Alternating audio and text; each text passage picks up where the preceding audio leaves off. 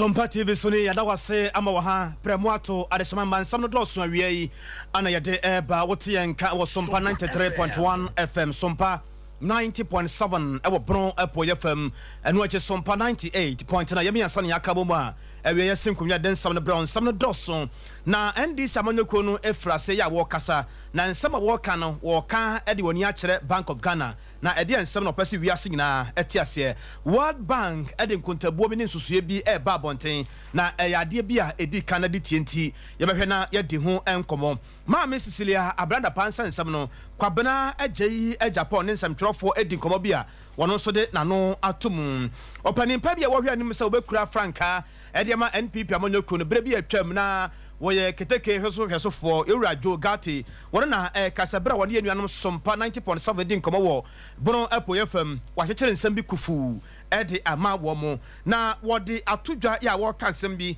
akere Ghana fo efa ensam trofo ho eyede asam na wo kana hwanpo na kasai abusua Kumasi South Hospital enyumayefo asore na wo tiemu pa tia wo tiemu no wo tiemu trese ade bi ba na ade no ewo so moto no twoko kura ansa na ade no nya ba bedu na eyede asem wo hafo mantam no mu yenua ba ma na kwame agema opambo ne si anamu ewo ho woni yewura Georgia Boachi na Sompa hene din komo wo hafo mantam no kropon mu na wode asem bi amba mo fa ebere bi atwam abato a ekoso no na wosesen awia sitagren semtrofo edin komo na omo asem no mo kire se asem no de Ghana fo tie nya sa na tienti awia yi omekasa na abobo ya fo no kire se ehene ne ha ene prage afo no kire se ehene ne ha asem no abusua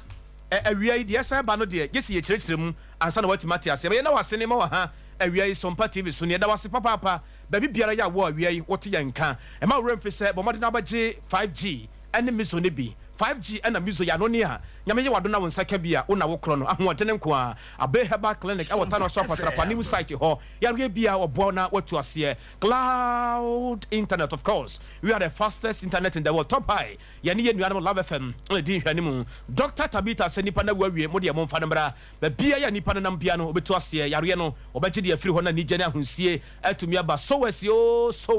Dr. Sowes sebra ba bia ya wo se bia no enkasa kura nipa dua no ayeda kasere mu abu ana africhi watrase na waye ho adwuma na ediama ya Bolivia Enterprise where 23 vitamins and minerals 19 amino acid aba sulfur alignment and multi home and di ehwade mu wonada roma na wiei wote yanka na nakwabna kasini afeye kaja edi agumba hwen e wo Facebook live na YouTube no so ye adwuma Facebook live na YouTube no so ye adwuma fe no aka ye ho a Sompa TV so ne na busua woni gu so a ya o hwebie no ensam no nkyerɛkyerɛ mu no enie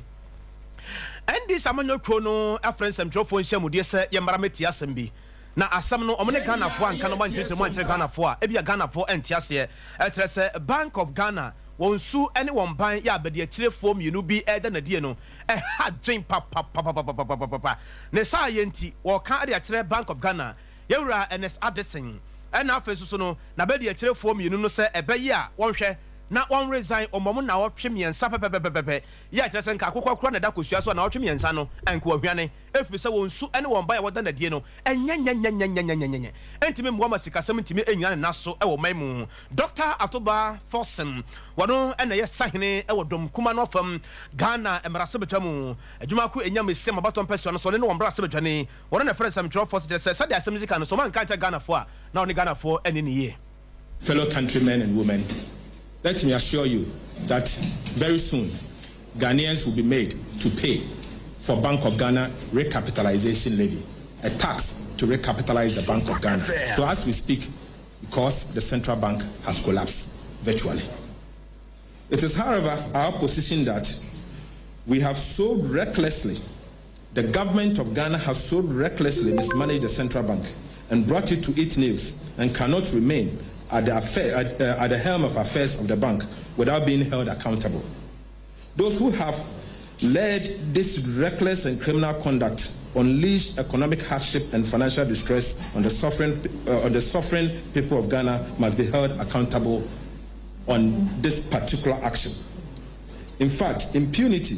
of the highest order can no longer be tolerated by the suffering masses of Ghanaians. We must not allow this dangerous precedent to be set for future leaders. In this regard, we in the NDC call for the resignation, immediate resignation of the governor of the central bank and his deputies within 21 days from today. We are resolved to embark on popular action to occupy the central bank and drive out the team of inept, callous, and criminally minded mismanagers of our finances to save the Bank of Ghana. What we will do is that the march will ensure accountability. Colleagues, the march to ensure accountability will begin in 21 days if the governor of the Bank of Ghana does not do the needful and pack bag and baggages out of that sacred institution that he has unfortunately mismanaged. Dr. Atoforsi and Yetinin Kay Party Natana Kesimun Kramantanumu and all the Sasamu to your Jumadi Watuni, the moment of truth. And what is Hansen Semuna to Jamaica, Manosenia, Christian Tachijan, Dana Daria Tadi Eco Ewosika Samira, Sompa TV, so the Radiasum Drenkawo. And comes Minia. Papa, now what to say?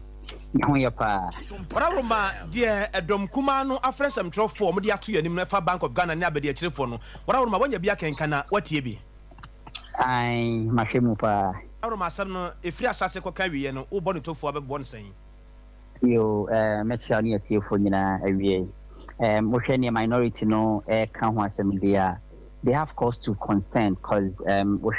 Ghana economy the way it's here the way are buying is struggling with its cash flow.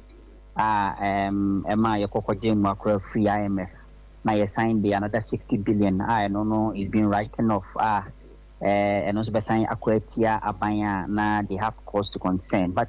we need to place it in a proper perspective. Say a benchmark any baselining. We share the world economy assets where no last year even the greatest of the economies no so far some of these losses that the minority is referring to. And a case in point, say about banking there and Switzerland. It's more or less the hub of the whole world. It took government intervention. Yes, the government's bank. I'm going to say Ghana and I'm going to be GCB. And come over collapse. A bank of Kobo baby and whatever so much say or multi agent. And they will say the year under review, which is 2022, minority, Ghanaian minority of parliament. I can't want to say me, yes, Britain also about 150 billion pounds. Ghana, 60 billion. No, I don't think it's even be up to 6 billion pounds. But they are reckoning with 150 billion across the world. No, last year, what the causes are. What the framework and so and to say, Samri, I am funny say IMF about things to be more ba. And na buying his car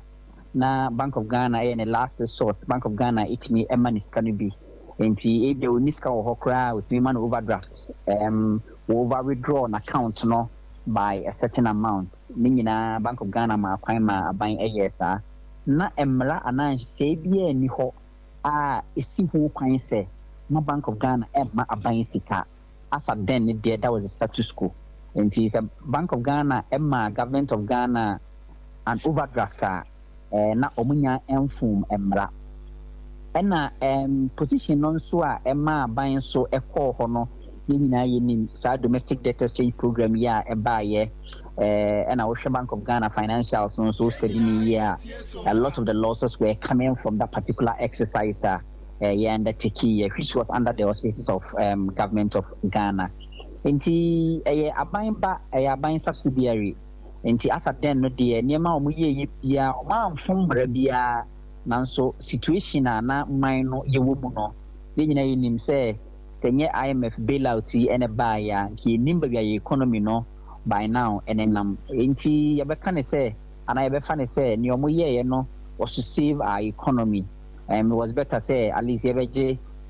billion Ghana cedi debt summary and I say better now say in Shanghai and my economy in a collapse outrightly, which the ramifications will have been far bigger than what we are seeing now. Dan adia ba kwa ya na Ghana for a tre yadwen and se koba se sika sam ne hu komodia ya na ensem bi ane kanon ti ase ya na emu odu asam no sa wo de ba fom se be ya obi asabi one co school kura no ya wo tie me no wa wie no obete ase pa no a dom kuma no asem ben pa na wo betime di ato fom a wo pese wo be kan wa kyerem ya Ghana fo betime ate ase fi se economic terms bebre ho no mo a ya kenkan ensem twofo bebre kura ho no mo a ya na eta bri ya ni so kakranti taw asem ben pa no mpese Ghana fo te ase near Dom Kumano Peso Muching and say, a Bank of Ghana institution, Yanka Sepe, and Faso, Emayen, Nanso, Emisa with the council, a brain. And a bank you D I would D in 2022, no. Bank of Ghana, any D said you manina on a buying piha, and no on the massa cannot about the toho. And she Dom Kuman, you almost almost changing and say, so what share and she hang Nibia my buying the car. Na ni nyina kwa yeka na yesi 60 billion ha ena ba be to hodia eni mu nyina semu ye na mu free Bank of Ghana ho because anya sana ye hwehwe politicians ne de bia mekate of course no matter how professional they are so far as ocean is political spectacle na de ne ma binu mo ho a obunani agusto ato the political line yes they are speaking on political grounds but Minister Dr. Atfoforsen why finance kakra no nyata kakra because to be a PhD holder in finance it's no small thing inti when all that kakra ni manema we nyina inti ni ebesene say sometimes no omumie move away from politics na kakra na yenhwe professionally niema e koso kwan ben na fa so and 60 billion no say bi o madini wo manum and almost get you among salaries and a buyer. In the donor domestic data sync program are buying a coffee buyer as a result of going to seek a bailout from IMF no and a disarcaning in our buyer. In the to send your meeting woman and I say be your mum so and an your muye beyond the idea number no and bake. A fame no a parliamentarian or sponsor bill say send the IMF a day news to say Bank of Ghana and support it. A buying buying overdraft be a bill, maybe our sponsor such a bill, now pass into a law. So that next time no Bank of Ghana governor BIS or ma buying scar and the who say wafumra and our tumra. So I'm ready one tumra dear. Me feel say Najuman and oye. Bank share no sana. Radiasum drinka we you. That's me. Ora Christian Tachijan and Yaten ka obi a wo yawe na de e wo sika sam ne ntotoye mu. Na yanko yanimu ewo ensamfo fro emu World Bank na e kan se ya che Ghana for ni wiase nyina omoso wa moka nyina atrese ofa amaman ahodo bi a na che se woni e won sika sunsum no da aduane so inflation ye wa aduane ho no Ghana ye ka aman ahodo mako edu ho na e yade se e ha adwen ye pa aman bi e Venezuela sanso so na Zimbabwe, Egypt, Lebanon, Turkey, Rwanda, and Burundi, Sierra Leone, and the amount who do ya a cajon. Now, ye perceive a din come cry, I was answered some home. Ye near prince or bring your boy and a 18 come and every a fassa as some home. Mira, some party views on the radio some doing can and council minia. Papa, now what permit to say? About the other may be able call. Yet Yamias, Papa, Sir World Bank, a catch we are sending Ghana for you now, say, ye can't a man my who do to ya. Inflation on a driane e kosroa ye gina sa kuo no mu bia sai no mpese ye te ase na hefa no mpese ye de ani hwe ura medase ma menchia wo tifo ni ahwefu nya de omo pa che nyina ne se wo hwe aman a wo mu aduane bo den pa o my Ghana ye den e ka ho na wo hwe the list of countries na omo de ma ye na e bi ti se Zimbabwe, Sierra Leone, amai bi ti se Argentina. The can say, oh my Ghana, the cost of food, sika, yana say, sika, kama ye de to aduane edi e wo memu ya de a e wosoro na World Bank and some of the two jano enye in isolation ene no paya ana Ghana Statistical Service penyini a ye wura odano e the Professor Ado Samuel Ado eso ababonten e di July inflation na eden ababonten na deɛ nwanwa wo mu say once again food and beverages ɛyɛ aduane a yɛdie ɛne anonom deɛ ɛwɔ my Ghana ɛno pa ne ade an inflation yɛden ɛwɔ soro and pay information the buy said food inflation alone earning them 51% as compared to omamuni in general inflation earning them 43.2%. In summary, Ghana your maya aduane bo edin sana report ne patche. Naturally, sir, planting for food and jobs are buying say be what they buy say be beti mama aduane abuso no and you the positive results will be our home. We will make us say aduane ayeden e wo ho but ne bo den. There's difference between food scarcity. Say aduane ni honom and say aduane bo den. Planting for food no etimi di aduane aba. By Acadia, Ebema, Ediane bo aba from no eda so ebi ne saying, Omu ye Jumana, Omu here fertilizer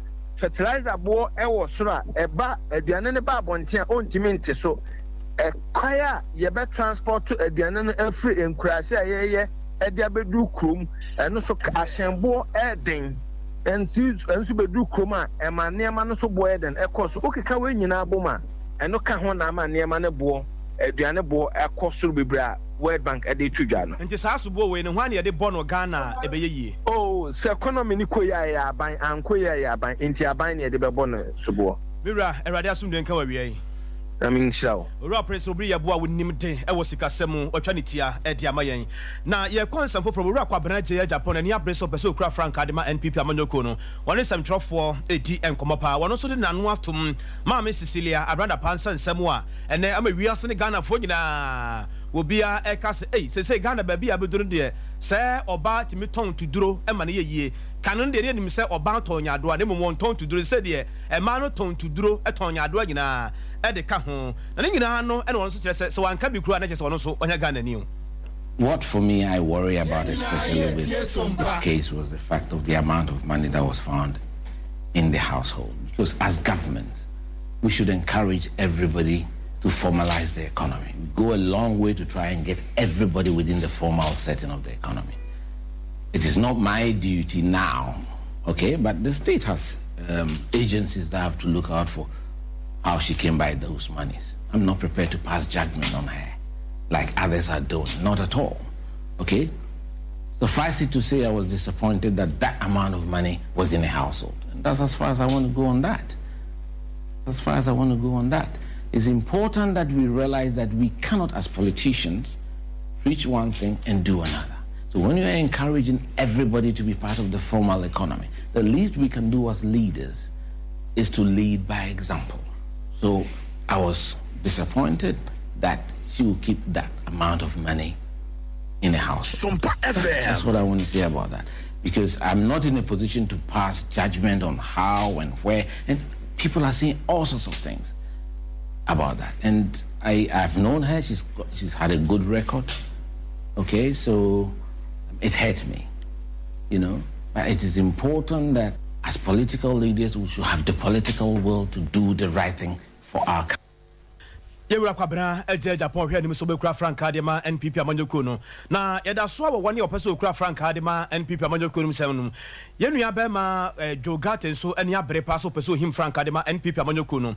woni yenua no Sompa 98.9 ya ewo sunwane ene ne mpotamu adi enkomo wono so asema wo ka nyina no eye tie wo de ne nsempa eja asimu a ekopie mu ewo hafo ene bono ene ne mpotamu ma ebra woni yenua no Sompa 98.9 edi enkomo no ana wo kire se no kura nyame anim ne Ghana no etono bia wo ka no kura kire wo yonko na onu se bia wo twa ntro de akire no wo ka no kure no na onu se bia ntro na wo twa de akire no se ne ba bia baduru se sia pa no se wo hwe nipa du ya wasan wo hne so pese ohim frank adema MPP amanyoko no de a na se wo no ojira brane party baby you doing again some qualities ye bia o party ba make a party ba man can e bia sabi join party another make e bia me for 92 nam kan ho it is the party is part of my DNA o say na sisia o dey hu there o party no aban o aban no party and there are things that must happen in the party and the best person to do it ni party ba e bia what na party no ache e matna party no ache mo ta say there e bi so to parliament asi because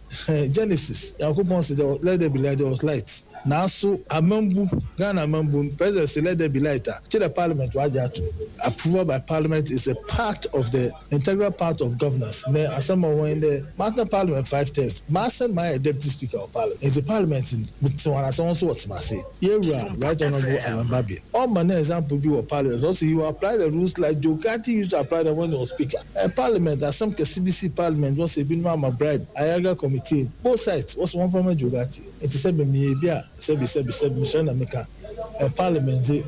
We book a crowd. Mr. Parliament so at the Deputy Speaker to that. Thirdly, I hope on our so my infrastructure projects railway Nazi. It's before the discipline and the humility and the leadership that is near at this time, and you find it in one person. That is Jogati. It's a main one care. That is someone. We go to about August 26. One care. This is about my able to. Onye bia other BC team. Ebi ni South Konechi. Yeah, to free and fair. Ebia EBC. Ebia nisi wodo. We still we are. Chi the court as some with you build. Secondly, so yeah and tone there we about bodin one logo line. No, or your election between 9 and 1. Anytime they tumba na about 2. Or go to a one care. I'm more than number 3.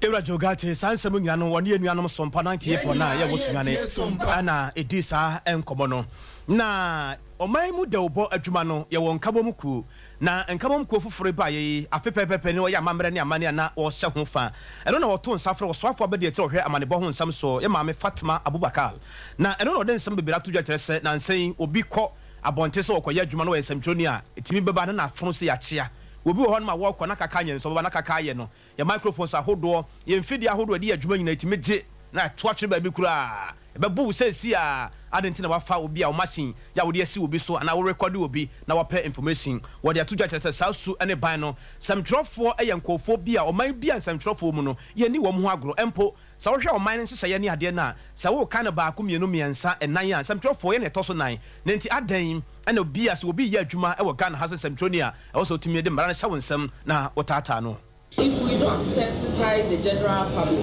and look at safety of journalists as more or less like a political problem, we may not get anywhere close to resolving the problem. The most important thing has to do with education and letting the Ghanaian people know that if you don't agree with somebody's report, it doesn't mean you should threaten or go and harm the person.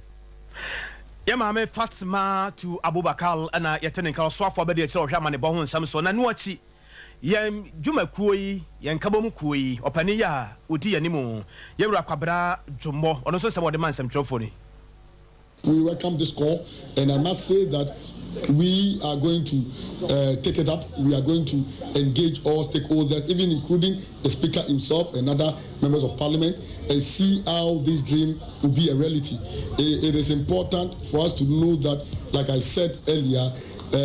press freedom will not be complete except or unless it is linked to what? To a better condition of journalism.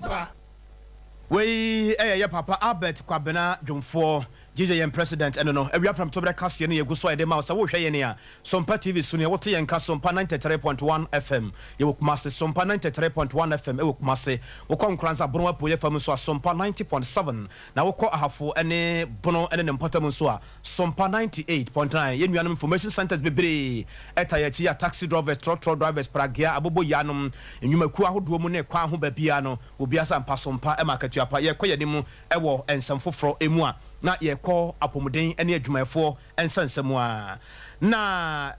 woni a onim de ewo apomuden mu wo mo na kasai Health Service Workers Union ewo Kumasi South Hospital wo mo tese wo mo ka wo machi o mu huda edohrer eka bibia se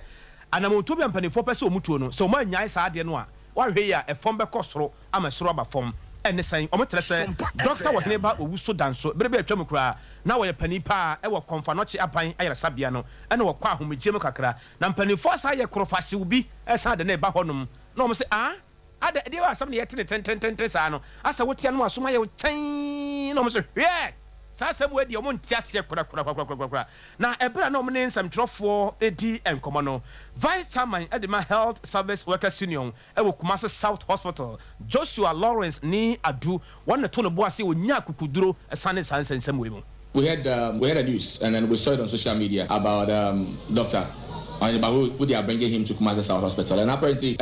what we are hearing, if that is what the case is, then I think that we are not ready for him because he's a plastic surgeon. What is he coming to do here? You understand? Wherever you are going, there are people who are capable of handling issues here. And in Kumasi South Hospital, we have musculofacial people here. They are capable of handling issues. And then we are not saying that we are preventing the government of increasing us or adding up to us. But this man, for God's sake, is even 65 years. And they bringing him here. What is he coming to do? That is the question I'm asking. What is he coming to do? If he's coming to help us here, yes, we are okay. We are okay with him coming to help us here. But what he's coming to do here, we don't have it here. You are inviting somebody to your house to come and help you in your house. And the house help you want, your wife is saying that I'm not ready for the house help. And you are still insisting that you want to bring the house help to your house. I love people who are silent. When I'm dealing with somebody, when you are in your house with your wife and your wife does not talk plenty, be careful. Because she's capable of hurting you. So assuming you are going to cheat on your wife and you come home, your wife has prepared food, and then you are going to eat the food, and she's doing to you. Brow poison, I know. So I can't tell you what we are deciding of doing. Oh, of course, if he gets to that extent, we'll go there. If he gets to that extent, we'll go there. If he gets to that extent, we'll go there.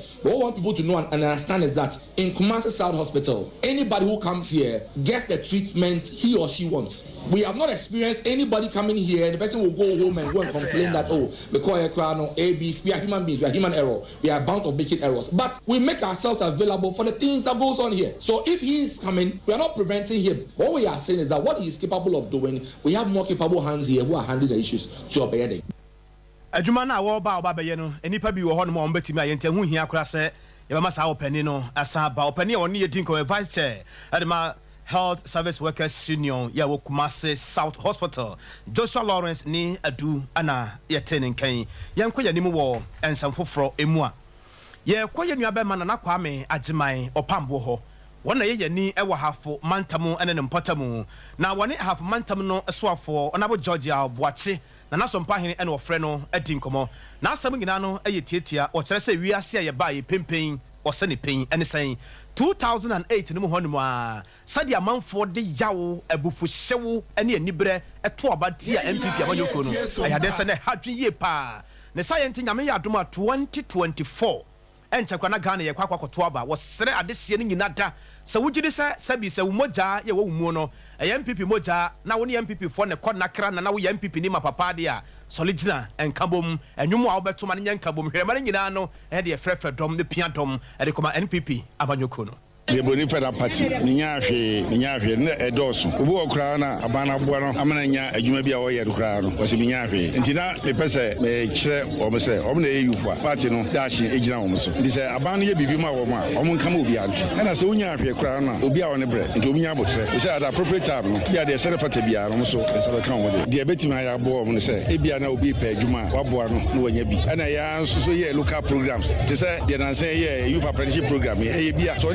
targeted at the youth because youth and a party in age now almost and I number investment you may target in the youth because you man about and I said you many was so you fry the bumpire say Jambo my investors are no Macasano be for now much may be Mohammed Manchester about any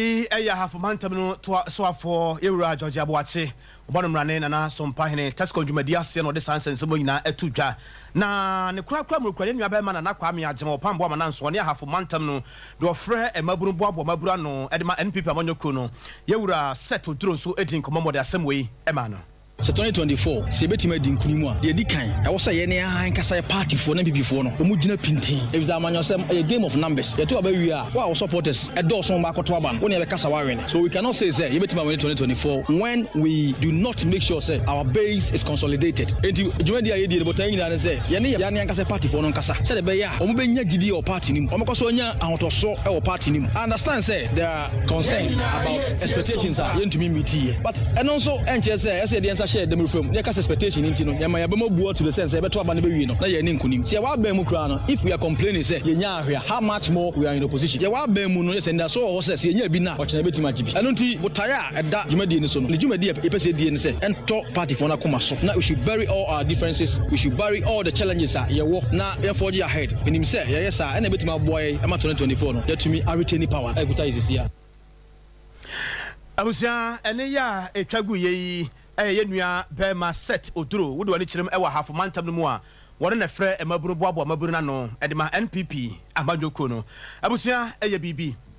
abobo ya eho asem abaye nsem ten ewa Ghana ha nyina na ade no ba ko ne di ka bae na mienu bae miensa enan enum na ese de atu atese pa ewa Ghana ha sei de wo hwe no ewo TV no so no na wo hwe Facebook live and YouTube no abusua enye se bia asorefo na ebo mpaye eya prosifo ne pragiafo ene de akire nkyeraka ewo kwan mu ho saa no ene free for all fight obi a kire na ho odene na eye bibi wo mtere se Kumasi Metropolitan Assembly no dem siseye bia ba ya omo ka kire pragiafo no se omo sere wo mo ada nye se bia omano aduane na omo tu ade agu na mmom no se ba ya adwuma na omo ye no wo betimi aye na omo ne emra enye atwaka bia na omo ne mra enkyere nkraka bia ne mra emubu mfaso bia nti na omo betimi anya hoto aye omo adwuma no omo firi ha mo ngura kagetia ho adum mfimfiri ho no de omo sere omo ada ma omo ngura ho na no ye bepene yempene yempene ama enura kura no bambofo ni bi kura eprepra de wo hwe no wo TV no so no bambofo ni bi kura eprepra be se nipa be sensia ne ade na no ena giga pragiafo yi eba ne sa asrafo kura so eba mu ebebo mu nuanom aprosifo ma che se senya sa ade anka asamfo fro kwa na sa be prem to be kase mu enka ye kenkan na ye pese ye din koma kakra ewo akire na ye ne sade ne ma esi etie no yetime hunu asefi se ne ye tietere se wo mo kire se ensoye bia Kumasi KM yimpanifo edi ababia no enya de se ombegye edi atomu efri se na sade ne masika kono eyade se ehadwen se sa na omo ka de a adenti na sabio ene ye womo no womo ma sabi traffic anti krom womo traffic anti krom o na trotro for da babia na wagina babia na wagina no omo na waso omo ne omo ka asem no na omo pragia for do ma yeden na yebedin komo bi e de afa ho sesi a yeguso ya ye pema homantima ye mfa bankum afa so na ye mpe nkranmantam ka bi na ekopie mu ye nua ba na ya Grace ye ye mame ya bekumi o mame ya Grace ma han ye facha me wa ka be do konkran se wo Kumasi facha me ni se bia akọ na ya aturi chie ho minim se na bibia bokọ de me wa kwada tujo ma ye yi de tujo ele kwanso be nyina na kasa ke tiende nyina wana me yo oba pa eya jina ni faso kakra se be ya kasa rum baba yie pa why ayo ba so he mo tire na wa fa ho saa no na ukoye no ma ne se 7% ne ye tiekere se jene bo baba be kosoro sa okudu on sa nete wada roma de metie ne se ya tese yesi jene bo baba be kosoro nam de koso wo nija ni nti ama jene bo baba be kosoro uduru ho no sa na ye ma me no de ato wani mo no krepa u be duru ha ni krea Yenina ye tie Sompa no krepa u be duru ha ni krea ma jene ni prepare so ba omo so e boto omo beta omo di no mo tu se ntakra omo na omo so ni pa te be o no ma ande ma bi so mo ba so mo de ni bi no ma e be duru e be hia ka papa Chicago ka pentene na kwa aba e ni na ni sa ya no mo ti ano sa ne free Nigeria and I am free there na e for the 20 people for ni na o maka wa da so omo da so no ma e di mo ma enti bia da ya e free Nigeria nya se so e dia ho papa die obi e fe ne kashra a di akwa ma ba ke black mo na ya so ya ma bi mu ko jo ma ya so ni na ne ba kum ka ka ti mu o se na lo ba o se na mo di 50 cities ni ya na they say that is black so I need 150 and the other can say that no so they say I also stress 180 to 150 me 300 and I'm both I free cars I can see they say I also too free 800 cities less than 700 cities and 1,300 1,600 and come on every 100 almost I know more one set free by there not from the 2000 and I can see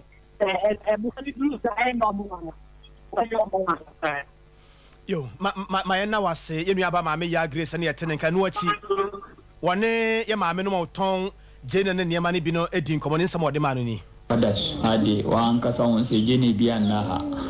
nti every June let me say 26 July ana ya eku on Niger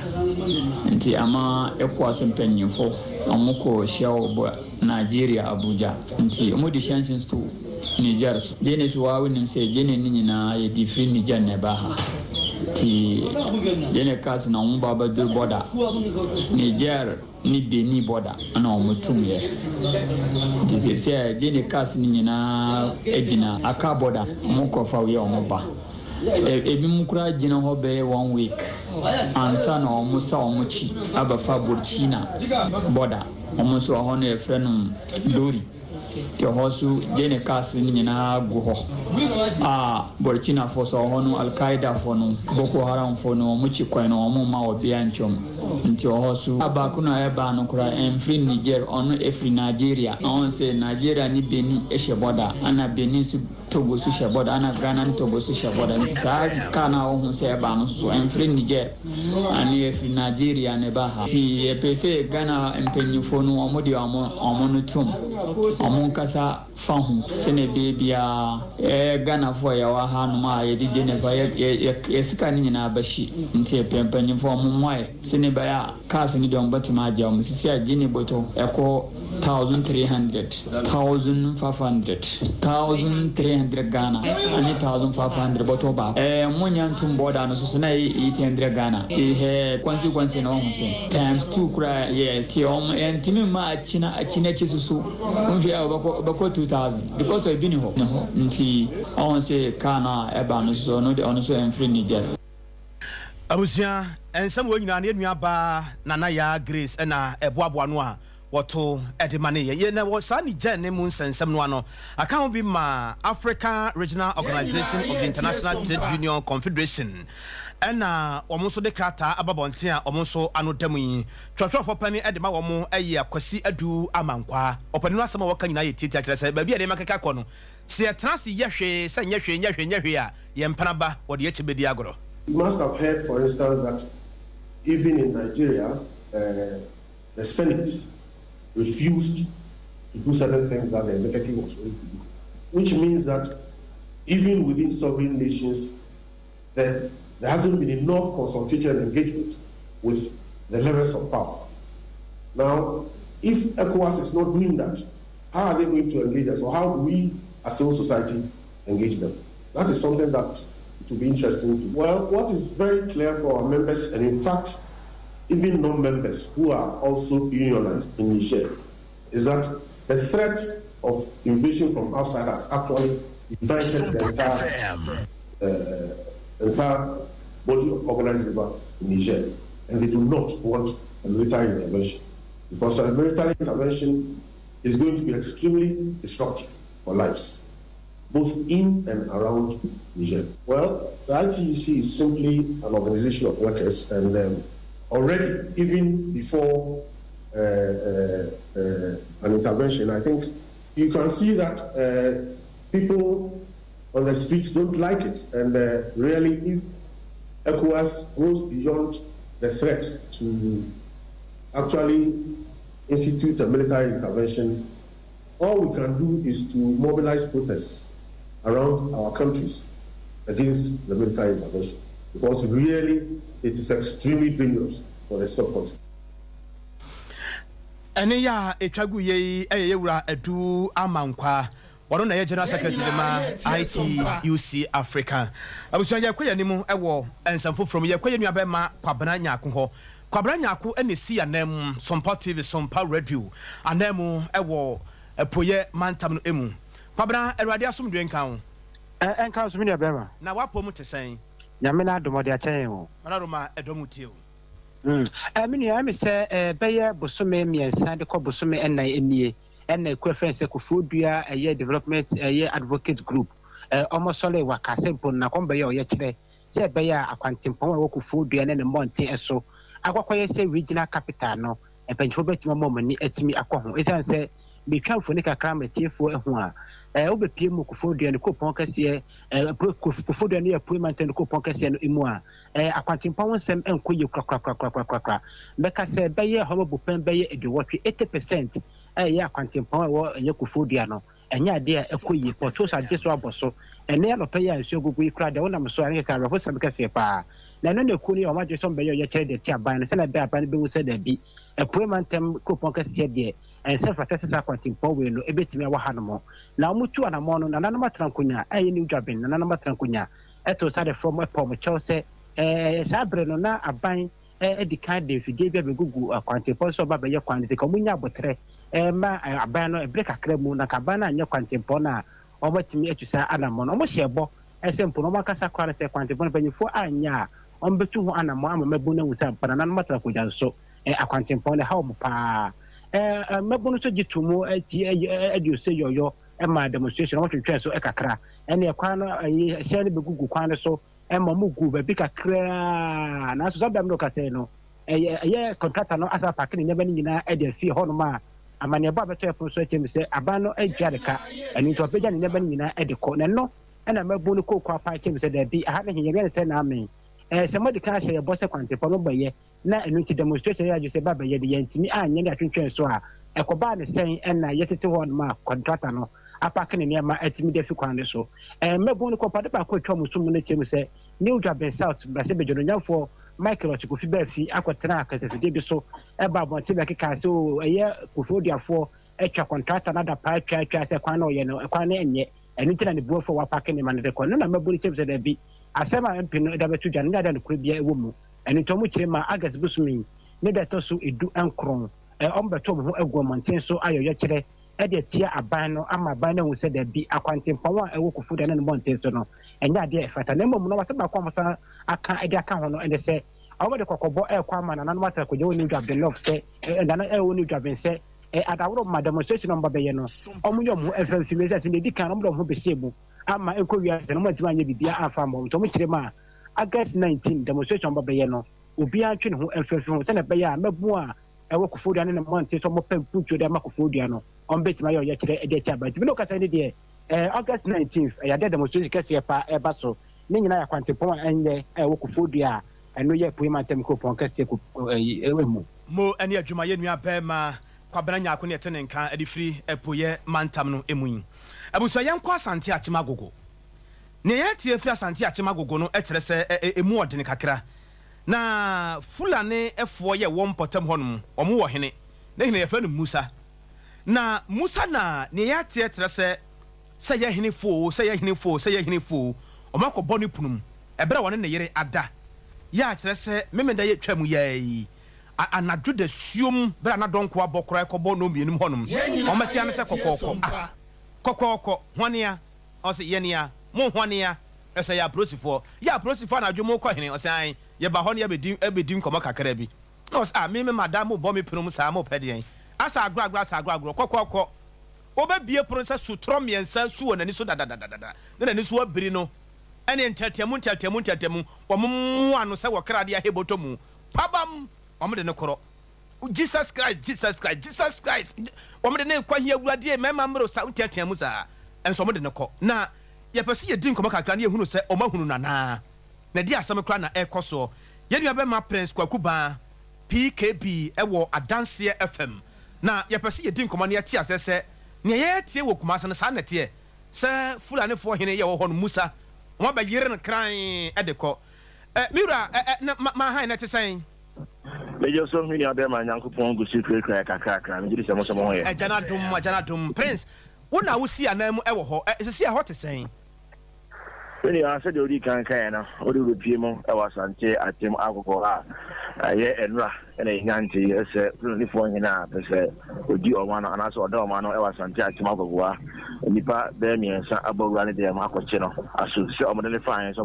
the business in him, baby, Musa, so not Nina, I send them to Munan, and say,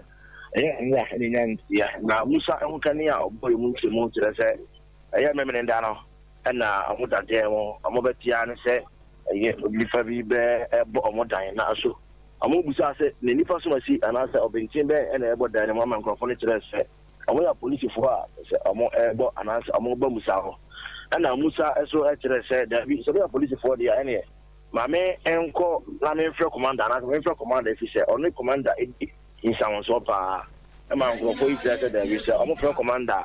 omo bubu danani aba ho na be say any Musa di omo yɛ bi ara ma yɛ no say ma Musa egbomu kakra e de phone no e ma ne ho kan say be ya ono na ni phone no na on frɛ commander na ono so nko kura mo so ejina ɛyɛ phone no eki ampa Musa yele egusi frɛ dare no banana na so no sku bie pon a se frofo ani obi pon na nipa be miensa amubu adem ho dan mo twi Musa yele edi ne pie ya amu etwi Musa pie na ne ho na so be miensa ana be se Musa edi na ne kire se amu edi Musa ana so mu yi Musa pie fi dem no ana be se aso amu ne ko se pick up na e unregistered any fita I'm the new room, and I'm the two car and I'm the coin. And it is a free one, and also, and it did the Kakraka, and so be to ever find in the Koyago police station, or buy and also do police station report you on police for the Sompa. Then I face the Asa and the Bureau. Within Musa, you need to be a Musa, and so I send you or and also what police will be trying to start. Yo, my head was seeing your prince. Edin Juma wa dance FM Asante Achim Agogo enen Mpotemu. Ebia prem to breakfast ye no nie. Abusia Sompa 93.1 FM. Sompa 90.7 eno so ewo bono epoye fam tachima ne nkransa ne Mpotemu nyina musu kuram ten. Sanso so ena Sompa 98.9 ekuram ewo hafo na feso bono enen Mpotemu. Mizo ene 5G adaroma. Ye to nkrete ne ya ba ensempia ka kira ye de besoso.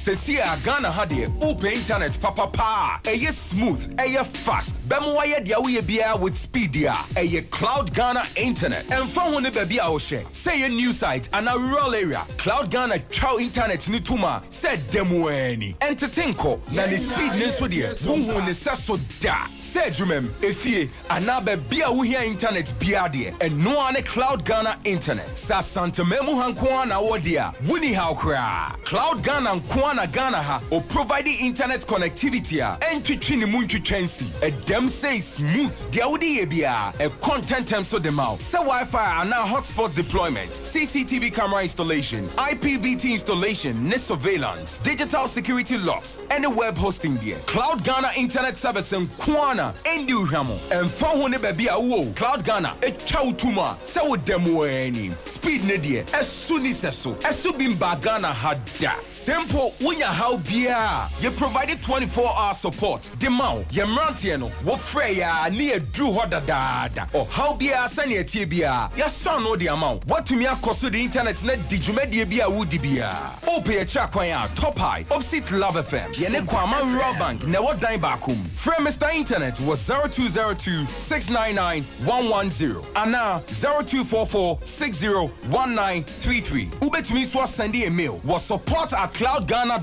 Cloud Ghana Internet. The future can't wait. Abusia ya da wase na ya ma wakwaba ye kwa homa no so na ye tinkoma kakra. Ye nua ba ma kwa me redu e wa homa no so kwa me erade asomdwe nka ho.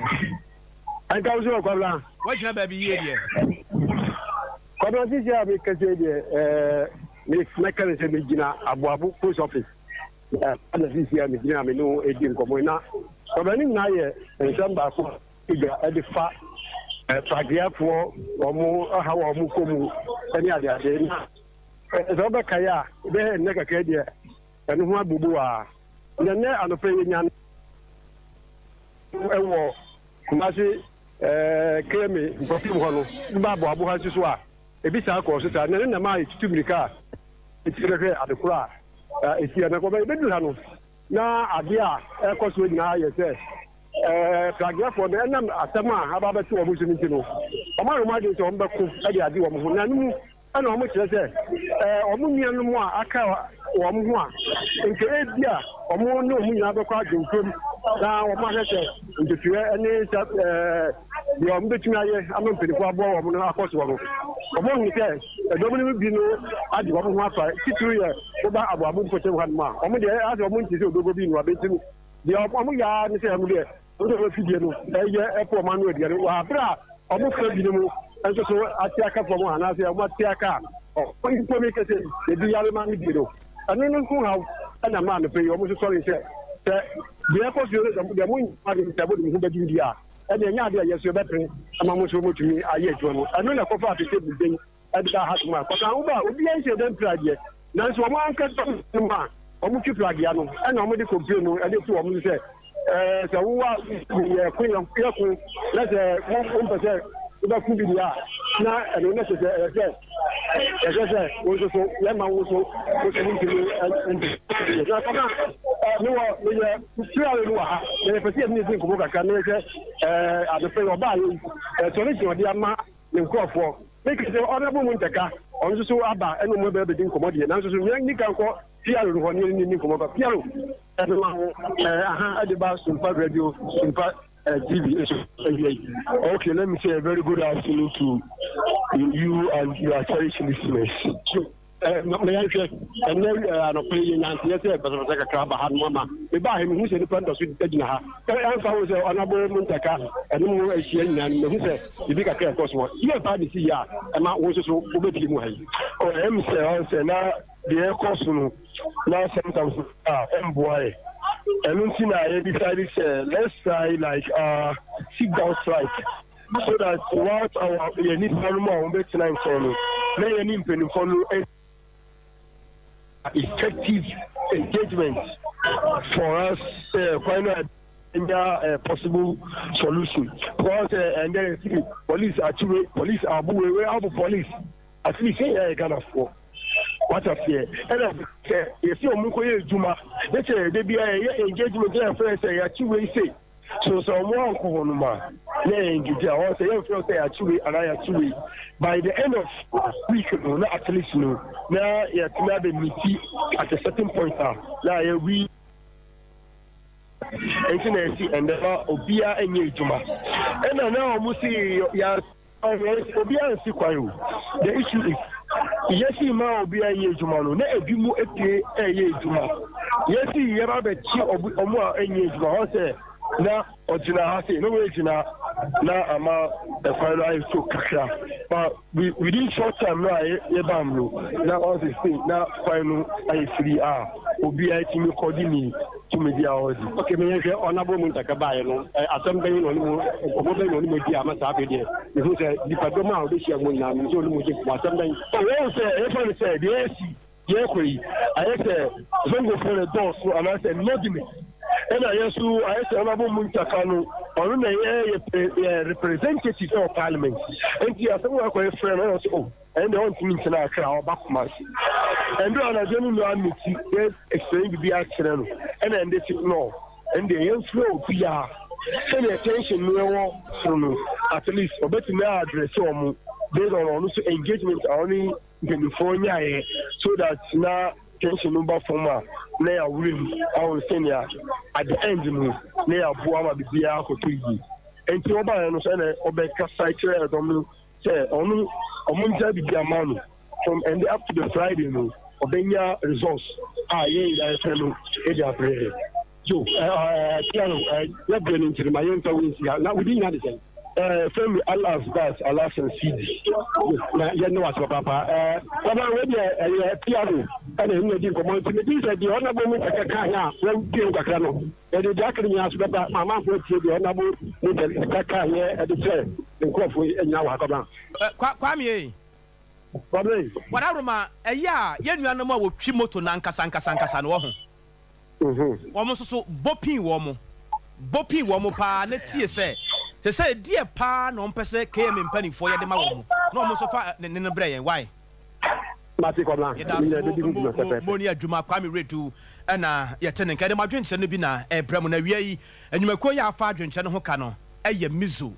na 5G mesrewo de bia me ka kire wo se wotena se wo ye oba na ukunu ka kire wo se enya adwuma mehwe wa saa asem no ya tie no mienu na nipa hofono enipa hofono se wo ne oba te dan mu a mu pie ba ko pie na ba ko ba mu nyina mo da na mo sori mo sha atade na mo wuro nipa wo pampan saa pampan wuro nipa mu pe automatically no ho be fono saa nipa no ade a enya ntokwa kra na mo be ko mesrewo wo nya adwuma wo ye oba hwese de wo body sitie na wo body we pa wo de ton mizo ho na ento MP be na ogina ho won to mizo nom this is ben ojina ho won to mizonum wo de fa wo body no tena honom saa na tena honom saa e ma jimizonu bi nkoton na tena honom saa ye de ma wa sen ye adwuma fa wo sa ye adwuma ba jimizonu bi koton na ba je 5G ni bi koton mo ton drinks ni nsu ahodo nyina no sa wo ton drinks na mizonu nka ho a mesrew hwesoro na hwefom na hu sa wo ya ka akire wo bibia no mesrew wo come in Jadan ho e wa hwia overseas 21st clinic kwa bonya bibi kan supermarket sister say wa abawa sport honom nyina so ubenya bi mama Esther ubenya bi e wo ho Baptist University ebuakwa PNC Ventures so ko ho a ubenya bi anomanye taxi station honom a opposite Charity Hospital junction honom a na Sachi Enterprise awasafo bench opposite VIP car park honom a enu achi Koforu duare ne potem kwa kuchiri company limited eno so e wo Koforu duare poye mantamu mesra ba bia wo bia no frɛ number na egu TV no ase no 0246 270221 and 0558 Dr. Silas Fred Dr. Silas is here baby wo bia no obetu car e de bia brɛ wo sisi a sa number ya me de to dwai 0558 106348 Fred Dr. Silas na onye wo so tabita nie yare ne beko tabita nie nipa na wawie Dr. Simon Fanamra prostate diabetes liver problems nyina no ugu nso da wo ti ya wo ni ade a na mo yare bi na wakote a tabita herbal clinic nipa na wawie Dr. Tabita Simon Fanamra ye be ya test bia no achi na ye de adura ka no na nipa dua no enya hootene massage papa bi na ye be twa scan ye do ba ko ba bi ye hwe nipa mogya mu jonso mu ni ade gna no ye be hwehwem de ha wo no ye be yi ade afiri ho Madina Firestone Foot Bridge no first foot bridge after atomic runabout no e ho Tabita clinic e wo honum e bia mo nso kuma so follow alignment and afenso takwa ene takwa de ni sunya nyina no Tabita nipa na wawie Dr. Simon Fanamra 0202 347 647 na wajewo so ya Bolivia Enterprise was so for like alignment ya the 23 vitamins and minerals 19 amino acid aka ho ya ya dia bagwa so siesie ni padua no eje ni padua no ho adwuma kama ba bia wo se bia no mesrawo akoda no nyini o maame sabi ni nyini no heda nkoyie ma wo nua ba na bema no kra ni nyini no ene ade kokka ne mabomu a enkoyie a mesrawo fa no ko ya Bolivia Enterprise ho ya the Future Life Zero oat protein smart fiber ene motabella nyina aba so for alignment ha ya ne multi home ana den hwani mu ya Bolivia o ya Bolivia bra so for alignment ha ya na be hwani so ade 0246 010150 0246 010150 cloud internet. Of course, we are the fastest internet in the world. The question is very simple. How can the future wait? You know very well, sir. The future can wait. Top higher. Adibia. CCTV camera installation near Dignan, IPVT installations and surveillance. Dignan, digital security locks are web hosting with Cloud Ghana internet service. But Bia, you genome 10. But Bia, the internet and Kobiano, and Kajua near the amount 0244 601933 0244 601933. Abe Heba Clinic, our Tano Swapa Trapa, fibroid record, ulcer, hernia, epilepsy, Samson menstrual disorders, cocoa, syphilis near there, akumano, tokro ba ho, bacterial infections are who ina, gonorrhea, cancer, sickle cell, they say will be a jump, ya and can be the whole gun will be a jum sampa, abeni, sickle cell near, abeni, abedin tuni, abeni, a baby draw, hahama, and we are hini, near the young kunya, yet the champion who fan who numfam, and to men casabebre, Tano Swapa Trapa new site, haya, Mr. for number is here 0243 345 392 0243 345 392. So as in ye yan kase de muabu no ebesa sin dadam. So as in ye akwanse ye yan kase na papai besa sin dada so biem. So as in ye ye de mirika obi kwase wan kase wona wakase muabu no. So as in ye na mu yare ye be yidi afiri ho. So as in ye obema no ye trem. So as in ye susu yade ye be yidi afiri ho. So as in ye hepatitis abuzu akori nyina typhoid cancer ne candidiasis ne hepatitis ne diabetes no nia. So as ubodi na so as in ye ubodi na so as in ye Dr. Sowes afedi wa ma ye kra eniaji ohwim school Johnson barakese nso ye wo ho Dr. Sowes wo se men kasa bebre na wo de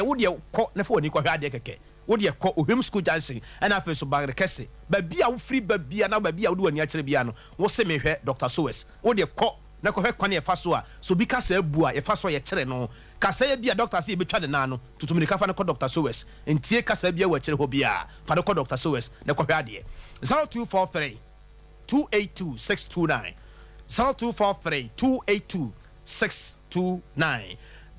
kuku ebe bo adwinche kakra so ho ana adwinche no te mama ya grace na ebe na sompo adesa ye hwe na am say bola be jira ho dem say abusua ye bada mo ase Sompa TV sunie Sompa 93.1 FM e Kumase Sompa 90.7 e wo pron apoye FM tachiman ene nkonanza ene ne mpotamu omusu kram ten omutubo se omutia mu yaba Sompa 90.7 sunyane nsoso kwenya ko chiame ni monum ne ade kase no omuso ayere ne dankran o Sompa 98.9 ahafoni sunyane ne mpotam de ba bia buzi bobia omuso aginam onipa ya ade a osayeye edamu nyina mo ase ba bia ya wo awie wo hweye na osate yen aseda we mu oru asante ye bo Benedict na yesamu for penin Libya Bogada na ya bo ama kukua akosua somua mame ya Grace na afenso news team abusua ni nyina ebo aye ne a ye de kase no ebrɛw awie na kwabena kese na wodi medin hye moyi sabe die eye bola with soft mame